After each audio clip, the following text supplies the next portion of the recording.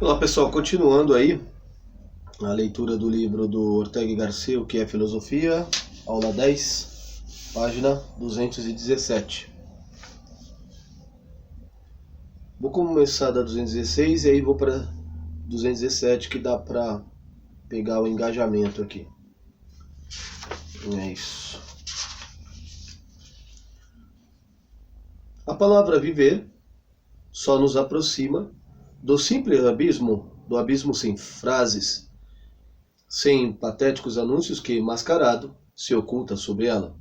É preciso que ponhamos pé nele, com certa coragem, ainda que saibamos que nos espera uma grave imersão em profundidades pavorosas, abismos benéficos de que tão insondáveis nos desenvolve a superfície da existência, restaurados, robustecidos, iluminados. Há fatos fundamentais com os quais convém, de quando em quando, enfrentar-se e ter contato, precisamente porque são abismáticos, precisamente porque neles nos perdemos. Jesus dizia divinamente: só quem se perder se encontrará. Agora, se vocês me acompanharem com um esforço de atenção, vamos nos perder um pouquinho. Vamos submergir mergulhadores de nossa própria existência, para voltar logo à superfície, como o pescador de Coromandel, que volta do fundo do mar com a pérola entre os dentes, portanto sorrindo. O que é a nossa vida? A minha vida? Seria inocente e uma incongruência responder a essa pergunta com definições da biologia e falar de células, funções somáticas, de digestão, sistema nervoso. Todas essas coisas são realidades hipotéticas construídas com bom fundamento, mas construídas pela ciência biológica, a qual é uma atividade da minha vida. Quando a estudo, eu me dedico às suas investigações. Minha vida não é o que se passa nas minhas células, como não é o que se passa nos meus astros, nesses pontinhos de ouro que vejo em meu mundo noturno. Meu próprio corpo não é mais do que um detalhe do mundo que encontro em mim. Detalhe que, por muitos motivos, me é existencial importância, mas que não lhe tira caráter de ser tão somente um ingrediente entre inumeráveis que encontro no mundo diante de mim. Tudo que disser, pois, sobre o meu organismo corporal, e tudo que se acrescentar sobre meu organismo psíquico mediante a psicologia, já se repete a particularidades secundárias que supõem o fato de que eu vivo e, ao viver, encontro, analiso, vejo, investigo as coisas, corpo e coisas almas. Por conseguinte, a resposta desta ordem sequer tangenciam a realidade primordial que agora tentamos definir. O que é a vida, então? Não procurem lá longe, não tentem recordar sabedorias aprendidas. As verdades fundamentais têm de estar à mão, porque só assim são fundamentais. Mas que é preciso ir buscar é porque estão num lugar só. São verdades particulares, localizadas, provinciais, de canto, não básicas. A vida é o que somos e o que fazemos, pois todas as coisas, a mais próxima de cada um. Ponhamos a mão sobre ela, e ela se deixará apertar como uma ave mansa. Se há um momento, quando vocês se dirigem para cá, alguém lhes perguntasse onde iam, vocês teriam dito: vamos escutar uma aula de filosofia. E de fato, aqui estão vocês me ouvindo. A coisa não tem importância alguma, contudo, é o que agora constitui sua vida. Eu sinto por vocês, mas a verdade me obriga a dizer que a vida de vocês, seu agora, consiste numa coisa de minúscula importância. Mas, se formos sinceros, reconheceremos que a maior parte de nossa existência é feita de insignificâncias parecidas. Voltamos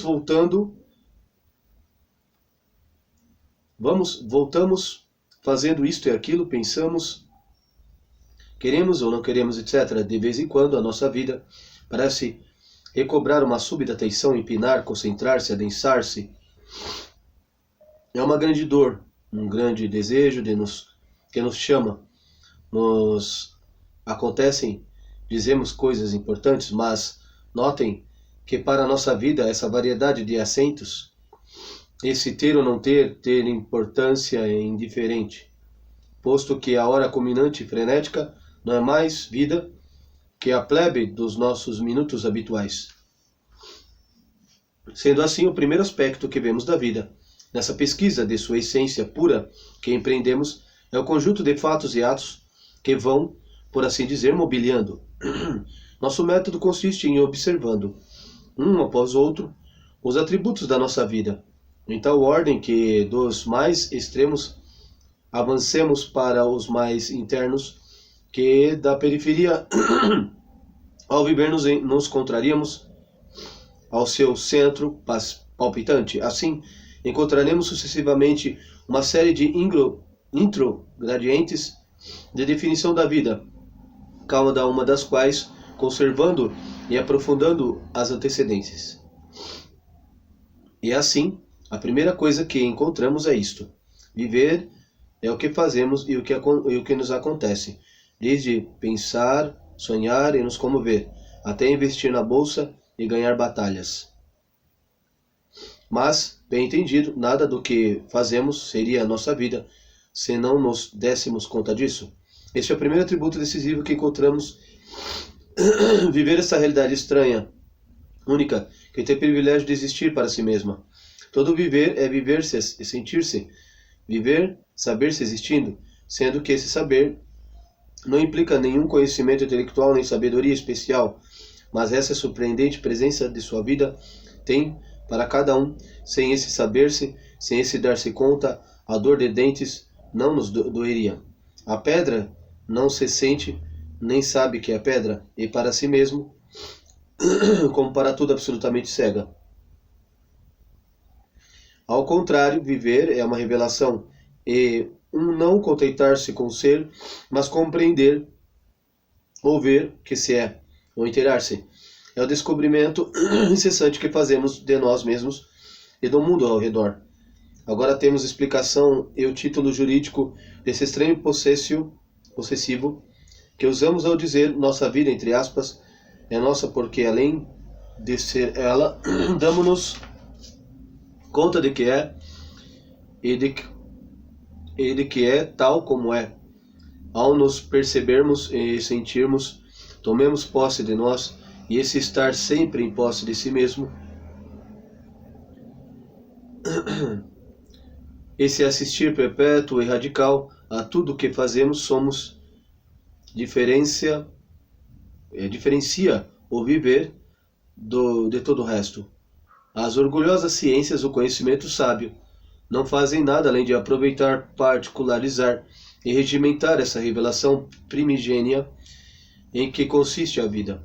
Para buscar uma imagem que fixe um pouco a recordação dessa ideia, tragamos aquela da mitologia egípcia, onde Osíris morre e Ísis, o amante, quer que ele ressuscite e então faz com que ele engula o olho do gavião Horus. Desde então os olhos aparecem em todos os desenhos hierárquicos da civilização egípcia, representando o primeiro atributo da vida.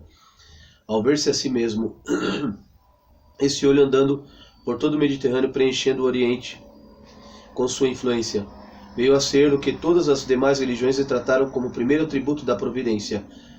O ver-se a si mesmo, atributo essencial primeiro da própria vida. Esse ver-se, sentir-se, essa presença da minha vida diante de mim, que me dá posse a ela, que me faz minha, é o que falta ao demente. A vida do louco não é sua, a rigor já não é mais vida. É por isso que ver um louco é o fato mais inquietante que existe, porque nele aparece perfeita a fisionomia de uma vida, mas só com uma máscara atrás da qual falta uma vida autêntica. Diante do demente, de fato, nos sentimos como se estivéssemos diante de uma máscara, e a máscara essencial definitiva. O louco, ao saber-se a si mesmo, não se pertence, se expropriou, e a expropriação passa posse alheia. E o que significam os velhos nomes da loucura, alienação, alienado? Dizemos, está fora de si, se desatrela de si mesmo, é um possuído, está possuindo por outro, está possuído por outro. A vida é saber-se, é evidencial. Está bem que se diga, primeiro viver e depois filosofar. Num sentido muito rigoroso, isso é, como vocês estão vendo, o princípio de toda a minha filosofia. Está bem? Pois que se diga isso. Mas levando em conta o que viver, em sua raiz, entranha mesmas, consiste em saber-se e compreender-se, no atentar para si, para o que nos rodeia, num ser transparente a si mesmo. Por isso, quando iniciamos a pergunta, o que é a nossa vida, podemos sem esforço responder elegantemente, a vida é o que fazemos, claro, porque viver é saber o que fazemos e, em suma, encontrar-se a si mesmo no mundo ocupado com as coisas dos seres do mundo. Essas palavras vulgares, encontra-se, mundo, ocupar-se, são agora palavras técnicas nesta nova filosofia. Poderíamos falar longamente de cada uma delas, mas me limitarei a avisar que esta definição, viver, é encontrar-se no mundo. Como todas as principais ideias desta conferência, já está em minha obra publicada. Importa-me avisar isto, sobretudo acerca da ideia de existência para a qual reclamo a prioridade cronológica. Pela mesma razão, tenho o prazer de reconhecer que, na análise da vida, quem chegou mais adentro foi o novo filósofo alemão Martin Heidegger. Aqui é preciso aguçar um pouco a visão, porque atracamos em costas mais ásperas. Viver e encontrar-se no mundo. Heidegger, num recentíssimo genial livro, nos fez notar todo o enorme significado dessas palavras. Não se trata principalmente de encontrarmos nosso corpo entre as coisas corporais. E tudo isso dentro de um grande corpo, o espaço que chamaríamos mundo. Se só houvesse corpos, não existiria o viver. Os corpos rolam uns sobre os outros, sempre fora uns dos outros, como bolas de bilhar ou átomos, sem que saibam nem se importam uns com os outros. No mundo no qual, ao viver, nós encontramos, compõe-se de coisas agradáveis e desagradáveis, atrozes e benévolas, favores e perigos. O importante não é o fato de as coisas serem ou não corpos, mas nos afetam, nos interessam, nos interessarem, nos acariciam, nos ameaçam, nos atormentam. Originalmente, isso é o que chamamos corpo. Não é senão algo que resista a nós, nos estorva, ou então nos sustenta e carrega. Portanto, não é senão algo adverso ou favorável. O mundo é, senso estricto, o que nos afeta. E viver é cada um se encontrar a si mesmo no âmbito de temas, de assuntos que lhe afetam. Assim, sem saber como a vida se encontra a si mesmo, e mesmo tempo em que descobre o mundo, não há viver senão for numa orbe cheio de outras coisas, sejam objetos ou criaturas, e ver coisas e cenas, amá-las, odiá-las, desejá-las, temê-las. Todo viver é se ocupar com outro que não é um mesmo. Todo viver é conviver com uma circunstância. Nossa vida, segundo isso, não é só nossa pessoa, mas nosso mundo também faz parte dela. Ela, nossa vida, consiste na pessoa se ocupar das coisas ou com elas e, evidentemente, porque nossa vida depende tanto do que seja nossa pessoa como que seja nosso mundo. Por isso podemos representar nossa vida como um arco que une o mundo e eu, mas não é preciso o eu e depois o mundo, e sim ambos de uma vez. Também não nos mais próximo um termo do que o outro, não nos damos conta primeiro de nós, depois do entorno, mas viver é desde o princípio sua própria raiz, encontrar-se frente ao mundo, com o mundo dentro do mundo.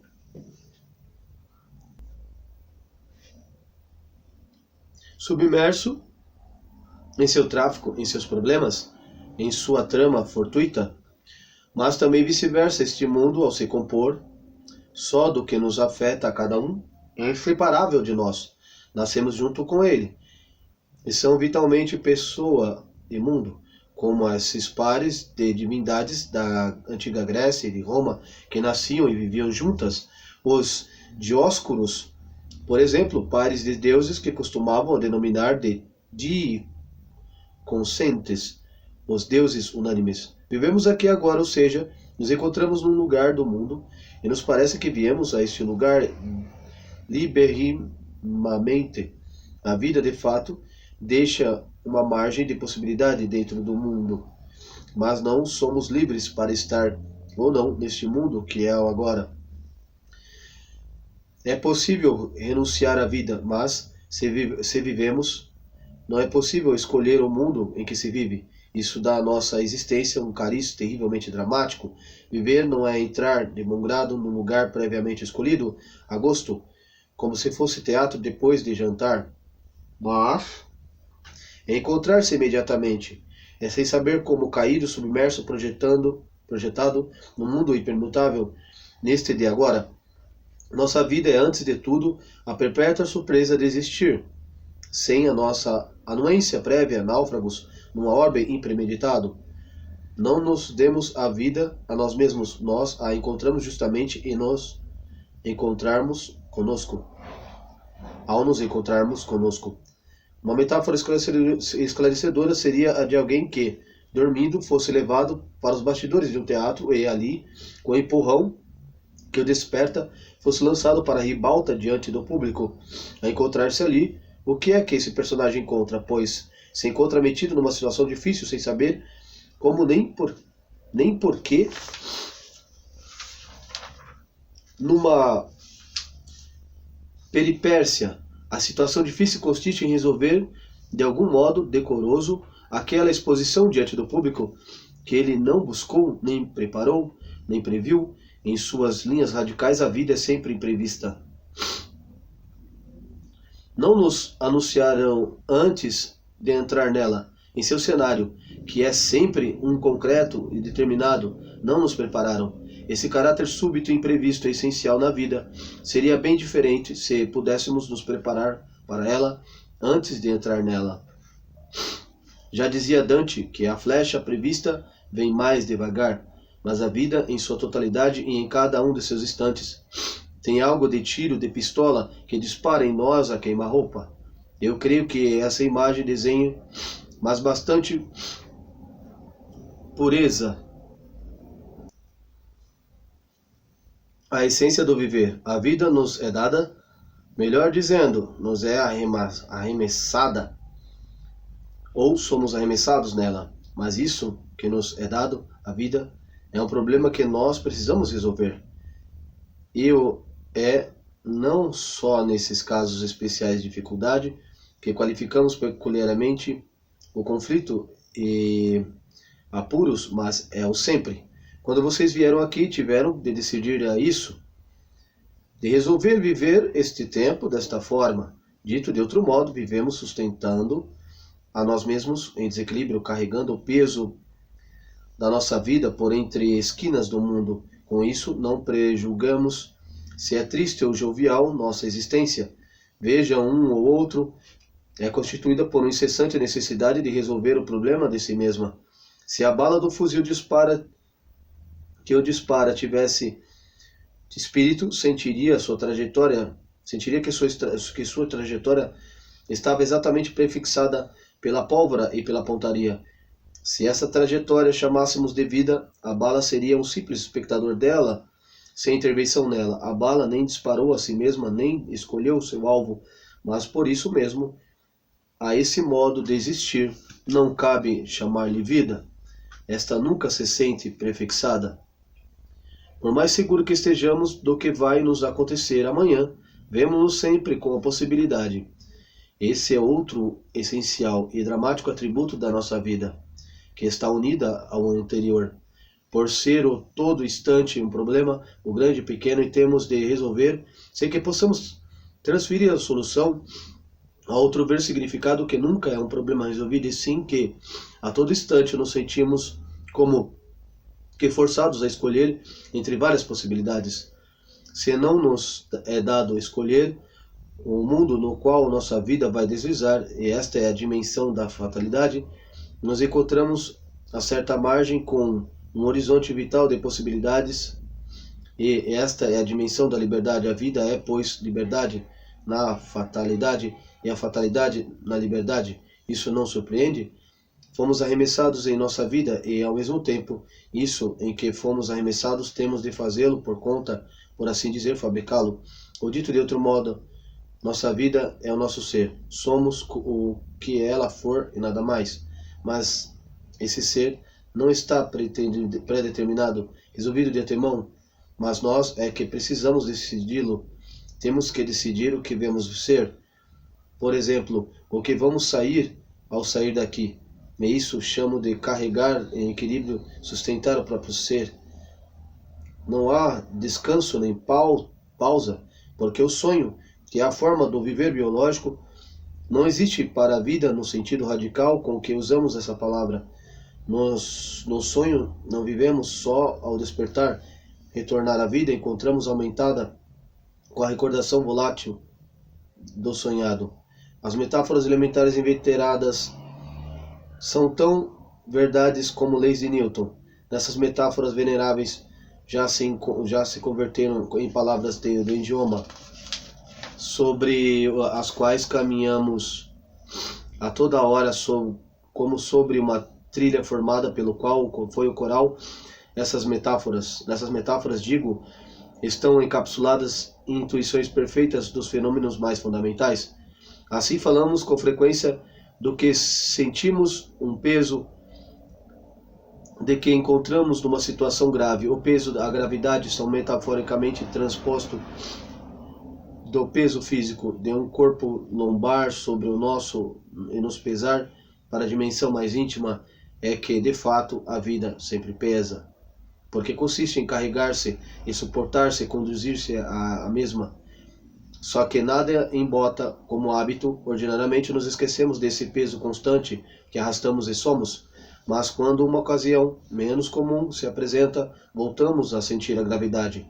Enquanto o astro gravita de outro corpo e não pesa para si mesmo, aquele que vive é ao mesmo tempo o peso que pesa a mão que sustenta. Paralelamente, a palavra alegria, por acaso, vem de aliviar, entre aspas, que é diminuir o peso. O homem pesaroso vai à taverna buscando alegria, solta o lastro.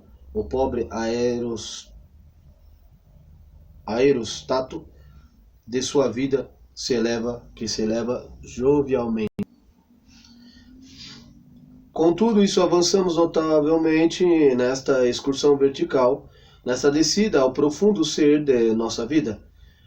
Na fundura que estamos agora, ao viver, nos parece como sentirmos forçados a decidir o que vamos ser.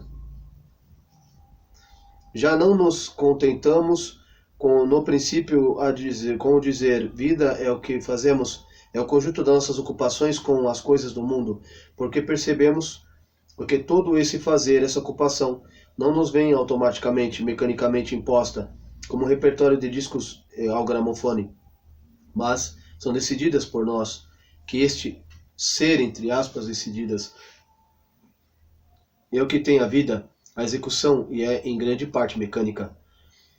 O grande fato fundamental com o qual eu desejava pôr vocês em contato com já está aí. Já expressamos viver é constante decidir o que vemos ver. Vocês não percebem o fabuloso paradoxo que isso encerra? Um ser que consiste mais do que no que é, no que vai ser, portanto, no que ainda não é, pois essencial, abismático, paradoxo é a nossa vida, e não tenho culpa disso. Assim é em rigorosidade, é rigorosa verdade. Mas talvez alguns de vocês agora pensem isto. E quando lá viver é isso, decidimos o que vamos ser. Faz um tempo que estamos aqui escutando, sem decidir nada, e contudo, sem dúvida, vivendo. Ao que responderia: meus senhores, durante esse tempo vocês não fizeram mais do que decidir várias vezes o que iam ser. Trata-se de uma das horas menos culminantes da sua vida, mais condenadas e relativas passividade, posto que vocês são ouvintes. Entretanto, coincide exatamente com minha definição. Eis aqui a prova. Enquanto me escutam, alguns de vocês vacilam mais de uma vez entre deixar de prestar atenção e vagar por suas próprias meditações, ou seguir generosamente escutando alerta tudo que eu dizia. Escutando alertas tudo o que eu dizia. Decidiram-se por um ou por outro, por serem atentos ou por serem distraídos, por pensar neste tema ou em outro. É isto, pensar agora sobre a vida e sobre a outra coisa é a sua vida e agora. Da mesma forma, os demais que não vacilam, que permanecem decididos a escutar até o fim, momento após momento, tiveram de nutrir novamente essa resolução e mantê-la viva para continuarem sendo atentos nas nossas decisões, mesmo as mais firmes, têm de receber constante corroboração, de ser sempre novo carregadas como uma escopeta onde a pólvora se utiliza, têm de ser em suma redecididas. Ao entrarem por esta porta, vocês tinham decidido que iam ser ouvintes e depois reiterarem muitas vezes o seu propósito, de modo que vocês teriam pouco a pouco me escapado de entre as mãos cruéis do orador. E agora falta tirar a consequência imediata de tudo isso. Se nossa vida consiste em decidir o que vamos ser, quer dizer que, na raiz mesma da nossa vida, há um atributo temporal, decidir o que vamos ser, portanto, futuro. E recebemos agora, sem parar, uma após outra, toda uma fértil colheita de averiguações. Primeira, que nossa vida é, antes de tudo, defrontar-se com o futuro. Eis aqui outro paradoxo. Não é o presente ou o passado ou a primeira coisa que vivemos, não. A vida é uma atividade que se executa para frente, e o presente e o passado se descobrem depois em relação a esse futuro. A vida é futurição. É o que ainda não é. Terça-feira, 24 de maio de 1929.